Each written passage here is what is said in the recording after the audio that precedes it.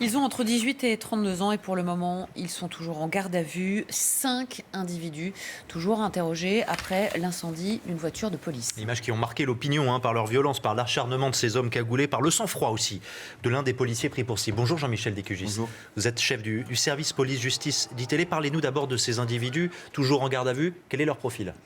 Alors comme l'a dit Sonia, ils ont entre 19 et 32 ans. C'est des personnes qui sont connues des services de police et notamment des services de renseignement. Ils appartiennent à ce qu'on appelle la mouvance contestataire radicale, c'est un peu le jargon des services de renseignement, et plus précisément à deux mouvements. Le mouvement anarcho-autonome et pour au moins deux d'entre eux au groupe qu'on appelle les anti-FAF pour Action Antifasciste Paris banlieue.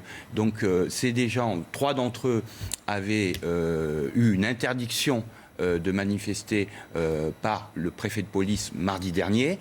Un avait fait un recours, il s'appelle Antonin B, on l'avait vu, on y était au tribunal administratif. C'est quelqu'un qui avait été très peu bavard, mais qui avait nié tous les faits et qui avait bénéficié d'une annulation de cette interdiction. Alors il y a 2 frères, lui, Antonin B, et un autre frère qui est âgé de 32 ans, et ce sont des gens qui sont très connus, et comme les autres, des fils de bonne famille, qui vivent dans les beaux quartiers, qui pour certains travaillent, mais pour d'autres vivent, et c'est un peu paradoxal, complètement au crochet de la société, puisque ils bénéficient d'allocations, bien qu'ils se disent révolutionnaires.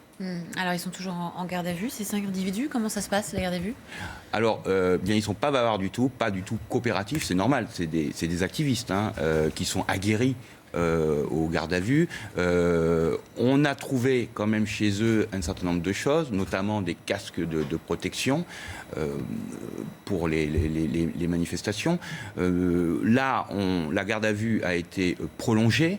Maintenant, certains sans doute seront déférés et présentés au juge, sans doute vers une mise en examen, mais la difficulté, c'est évidemment l'appartenance à un groupe armé est quasi certaine. Maintenant, toutes les difficultés, c'est de déterminer le rôle de chacun, qui a frappé dans la vitre arrière, qui a agressé le policier, et ça c'est très difficile parce qu'ils sont cagoulés, gantés, et qu'on n'a pas retrouvé d'ADN selon nos informations.